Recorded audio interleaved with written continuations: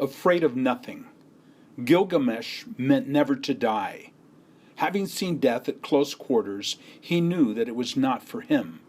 It made a nonsense of all endeavor, made fame worthless, made achievements hollow. No, he would oversee Enkidu's funeral, then leave Uruk, it held nothing for him now, and go in search of the secret. What secret? What is it you want to know? His mother asked, alarmed by the unkempt wildness of her son and the look in his eye of sheer madness. The secret of immorality, of course, said Gilgamesh. What I have to do, where I have to go to live forever. Oh, but Gilgamesh, son. Ninsun sat down, her hands in her lap. No one lives forever. Death comes to us all in the end. It is just a matter of how. That's not true. Ninsun was alarmed. Her son's voice was so strident. He grabbed her by the wrist and dragged her through the palace yards and gardens to where a frieze decorated in one of the great walls. As a child, Gilgamesh had sat and gazed at it for hours. It was his favorite story, of the flood and the man who saved the world from ending. The boat riding on the floodwaters was just a square, a simple box, and on top of it stood a man, hands raised. He didn't die. Gilgamesh jabbed a finger at the sailor in the frieze. Utnapishtim was granted immortality by all gods. If they can grant it to him, they can grant it to me. All I have to do is find Utnapishtim and ask him the secret. Ninsun trembled for her son. The death of his friend had driven him to desperation. He was not eating, not washing, not sleeping. Already, his handsome face had aged 10 years. But she put out a hand to touch his cheek. But she might as well have reached out for a bird. He broke away from her and was gone, a wild, disheveled creature running away. Gilgamesh, son, come back! Where are you going? Come back! The king of Uruk rang out into the wilderness. Soon his hair, once so curled and glossy, hung in a dusty matted mass down his back, past his waist, and his kingly robes were ragged. He drank at the same muddy waterholes as gazelles and hogs. He asked the beasts in the bushes and the trees, "Where can I find Utnapishtim?" But they did not answer. The trees only put their heads together and whispered. He despised them. They lived and died without a struggle. He envied them. Each spring they come back to life. Not Enkidu. He would never come back. He did not stop to eat. In the stony wilderness, there are precious little food to be had anyway, and he was always thirsty. The fat melted off him like superficial butter, leaving his shanks thin, his wrists and ankle bones looking over large. In the daytime, the sun burned him raw, and sweat trickled down his hair in droplets. By night, the cold was so terrible that blood from a cut froze before it touched the ground. But on he went, as if death were dogging his trail. At last he came within the sight of the mountains of Mashu, an awesome sight to a man of the plains. So high that they pierced the sky itself, so jagged that they sawed land from sky, they recalled memories of his earliest childhood. As a boy, his father had brought him this far on a hunting expedition. The memory, even now, made the hair stand up on the nape of his neck. Lions. He remembered lions, such as numbers of lions that the journey had been abandoned. O moon, God Sin, he prayed aloud, as a full moon bobbed up like a bubble from beyond the mountains. Guard my sleeping hours, and bring me safely through this night. He walked into the foothills until daytime failed completely. Then he climbed into a tree and slept.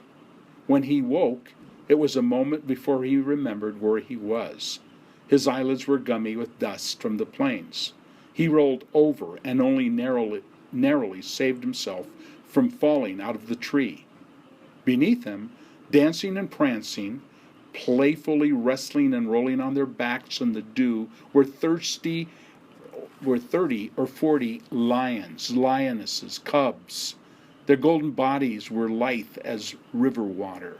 They glowed with health and energy, absolute rulers of their sunny habitat.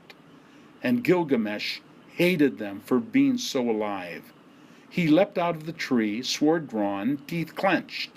He caught them by their tails and smashed one against another, jumped and stomped on them, wrestled and throttled them, maddened by the joy they took in life. Afterwards, he ate lion steak and replaced his city clothes with a lion's pelt knotted by the paws around his neck. Now the big, lifeless paws patted against his skin as he walked. It soothed him that the lively lions were dead. Beyond the mountains, the Mashu Mountains rose up, sheer and smooth as glass, a barricade between the lands of men and the garden of gods. There was a gate, a way through. The sun itself, in sinking at night, used the gate to pass through the mountain. But Gilgamesh had not reckoned with the monsters who stood guard over the gate.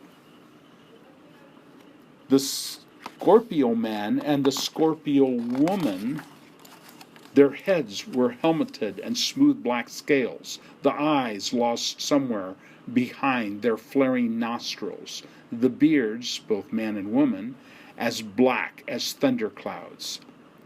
Their lower bodies, balanced on crackling, scuttling legs, were invulnerable to arrows or fire or sandstorm, to the heat of the sun as it rolled past them each evening, to the cold of the darkness which followed. And arching over each head, like a great bulbous black mace, hung the poisonous tip of a scorpion's tail. They rarely had cause to use their stings. The very sight of them sucked a man's heart flat, drained of its blood, left him with whitely dead of shock. When they saw Gilgamesh striding out towards them, they were both astonished and intrigued. "He must be one of the immortals," said Scorpio man. "Two parts, yes," said Scorpion woman, "but one part is human. Can you not smell it? Can you not smell fresh flesh and blood?" She called out to Gilgamesh, "Halt! Who dares approach?" "I am looking for Utnapishtim, whom they call the Far Away, and who lives in the palace called Paradise Shore, beyond the Garden of the Gods. My name is Gilgamesh, king of Uruk, and I believe that this is the way I have to go." The scorpion beings trembled, a sound like a million land crabs sloshing together. To do what? You would need to travel through the mountains 12 leagues without light. What is so important that you should attempt the impossible? They noticed that Gilgamesh's feet were never still. Even now he trod water like a drowning man. Open the gate and let me through. There are things I have to do, Utnapishtim, things no one else can tell me. The scorpion beings marveled by his presence. "Are you not afraid, Gilgamesh? Do you know nothing of the fear that you keep your fellow man at home? We admire your courage, king of Uruk. We do. But turn back now if you love life." The expression then on Gilgamesh's face made even the scorpion beings blanch. His soul looked out at them through the eyes, and the soul was in torment. "I had a friend," he told them, "the best friend a man ever had.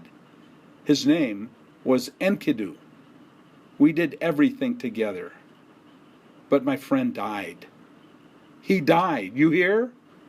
I thought if I argued for him, I could save him. I thought if I held him in my arms, the gods couldn't take him away. I thought that if I cried long enough, my tears would bring him back to life.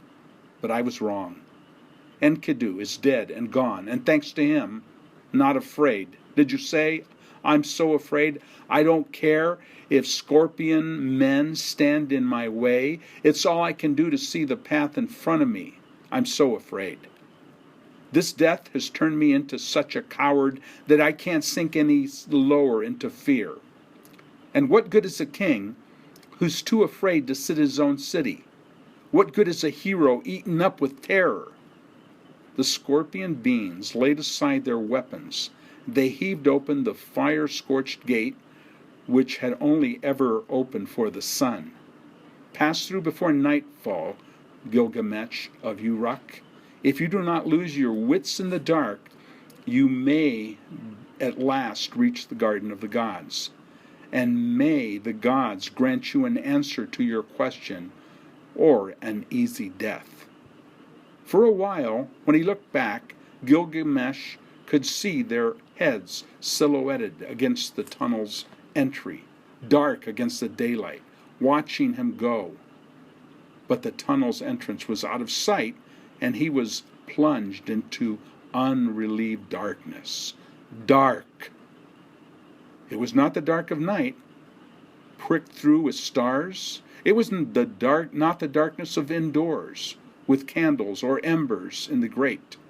It was not the darkness of sleep, which is illuminated by moonlight, or by dreams at least. No, this is solid dark. The air was every bit as black as the rock walls to either side. No means of seeing his way forward, no way of knowing where his passage bent, or its floor was a swarm with cockroaches. And on Gilgamesh went, his fingers touching the wall to either side, his face pushing forwards, his eyelids dry, his eyeballs dry with staring helplessly after light. The darkness had struck him blind, and he had to feel his way, stepping by chilling step. When he looked back for 1 league, dark. When he looked forwards, dark. Inside and outside of his eyelids, dark. Filling his brain, dark. After 2 leagues, there was no difference, no shaft of light, no movement of air, dark to front and back, dark inside and out, dark. After 5 leagues, the darkness seemed to seep through his skin. He could taste, smell, see, and hear only darkness. The mountain was digesting him. After 6 leagues, after 7, there was still no relief. He knew that it was to be cut off from Shamash, out of touch with his God, buried alive under phantomless rock. It is almost like being dead. After 9 leagues, he might as well have been born without eyes. He thought that if he were not already mad with grief, that this darkness would have done for him. After 10 leagues, the breeze flowed into his face like black water. After 11, he thought his mind must be playing tricks on him, for a pinprick of light seemed to be dancing far away, small as an ant's egg. As he felt his way forward, the pinprick grew to a circle, and through the circle strayed a few weak rays of light. Blinking and stumbling and blinkering his eyes, with both hands he ran out of the tunnel and into a garden. It was a garden like no other, for instead of fruit or blossoms on the trees, jewels and precious stones bent the golden branches under the glittering weight. Carnelian and agate, emeralds and peridots, zircons and opals, jet pips encased in ruby berries, lapis leaves flickering, pearls as big as snowberries, branches of coral on trees of onyx, all tinkled and twinkled, and flower heads of silver, even dew with diamantine. After the dark, the absurd, magnificent dazzled Gilgamesh. He smiled, despite himself, but found the muscles of his face wasted. He could only smile deadpan. Well, he thought, despite his weariness, I have come this far. If I can do that, I can do more. Then the words of his friend came back to him like stones to chalk on. Do or die. No truer words. Do or die.